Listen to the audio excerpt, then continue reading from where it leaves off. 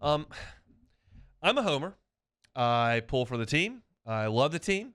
I want them to do well. And generally speaking, I'm pretty optimistic about the team more often than not. That's just kind of the way that I choose to go about my LSU baseball fandom. I think it's probably more prevalent to be a little bit more pessimistic. Had a conversation earlier today with our owner, Flynn Foster, and he said, yeah, we're getting swept. I said, no, I think we're going to be okay. He goes, you're a homer. He goes, well, I hope we win, but I don't like this team. I said, all right, well, let's just see. I think this team is going to do some good things. I really do. And here's a little bit of the reason why, and then a little bit of context from the past. This team right now, and I understand the non-conference schedule wasn't very tough, but as far as SEC teams go, LSU is second in the league in batting average. They are second in the league in on-base percentage. So whether you're an old school stats person or a new school stats person, they're second in the league in getting on base. They are second in the league in slugging percentage, which obviously counts for a lot of doubles and home runs. They are third in home runs. We know this team can hit. They have hit. They will hit. They go 1 through 9 offensively and can swing the bat. What if I told you the pitching hasn't necessarily been as awful as you think? They're third in the league in ERA. That's earned runs, of course. But they're fifth in the league in runs allowed, period. So, yeah, the defense has been bad, and that's allowed some unearned runs. But you're third in the league in ERA. Other than the game that got away from you on Friday night in Gainesville, where they throw one of the best pitchers in the league, one of the best pitchers in the country, Barco goes out left-handed and locks you up for 7 innings. They've been in every SEC game. Florida beat them 7-2 in that first one, and they weren't as competitive. They've been in the rest, even though they're 4-5. The issue, obviously, is that they've made 11 more errors than the second worst fielding team in the league. 11 more. They have got 45 errors in 29 games. Now, you know this. This has been a talking point for weeks now. But that's really the missing piece. And wherever Barry or Joe Bear plays is going to be a hindrance to you defensively. But I do think Thompson and Doty have a chance to get a little bit better. And I went back and looked at some previous years where we know the result. And in this town, LSU baseball is judged on how the season ends, not how it goes.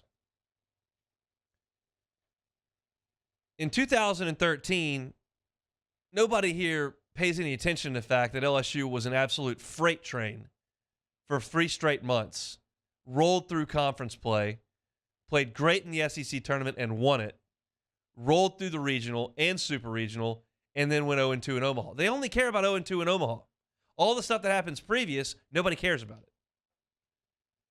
So you know the results of the seasons, but you kind of lose the context and you lose the way you got there. So let me go back and look at 4 teams in past history, not one outlier, 4 teams, and where they were at this point in the season. And nobody really cares about the non-conferences. What are you doing in league play? We all remember 2008. Of course, it took a miraculous run of 23 straight wins to get you to Omaha. But where was LSU after 9 conference games in 2008? An Omaha team. They were 3-6.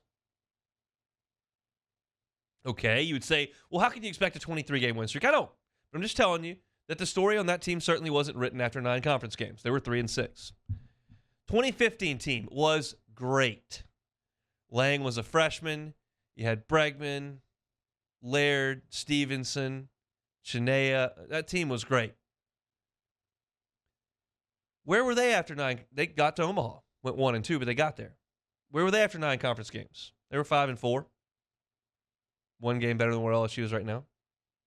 Got to Omaha. That team went 21-9 in the league, by the way. 2017, It's a team that got to the national final.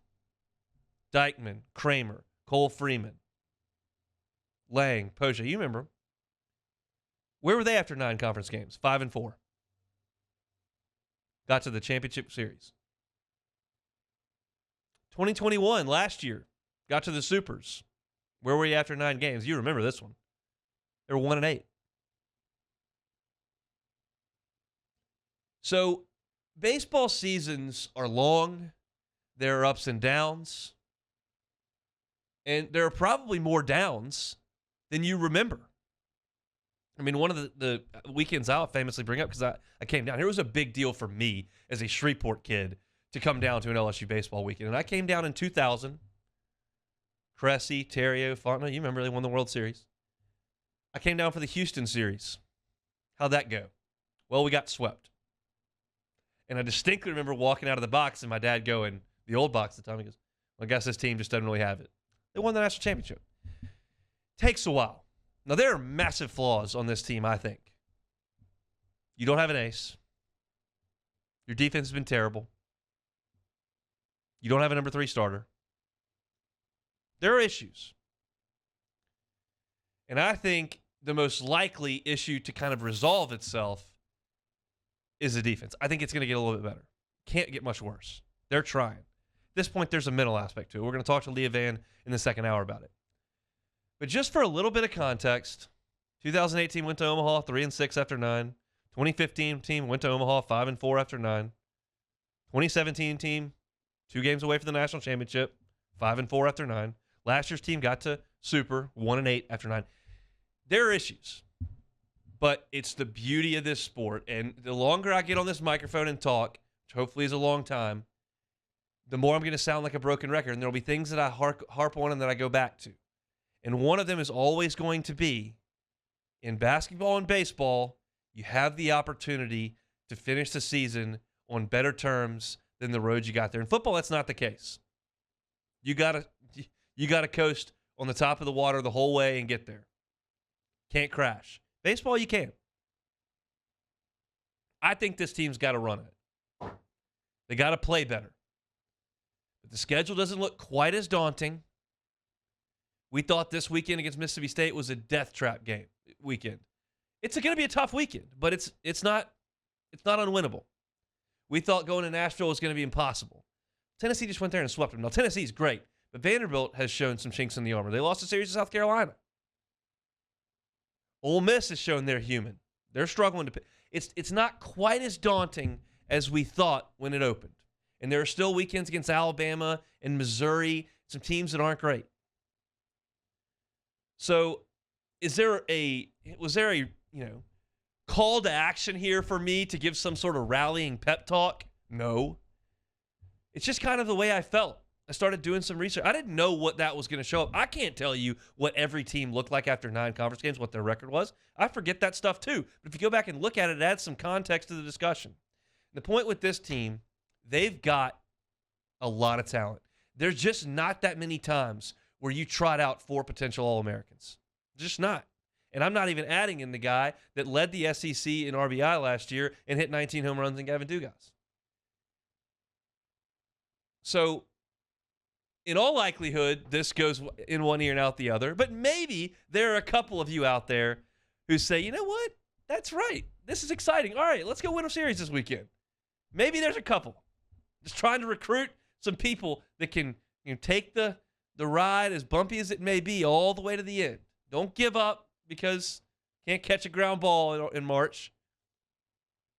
We'll see. Big weekend coming up. LSU and Mississippi State. Thanks so much for watching Hunt Hill on YouTube. Now do us a favor. Hit the red subscribe button below and throw us a like. See you next time.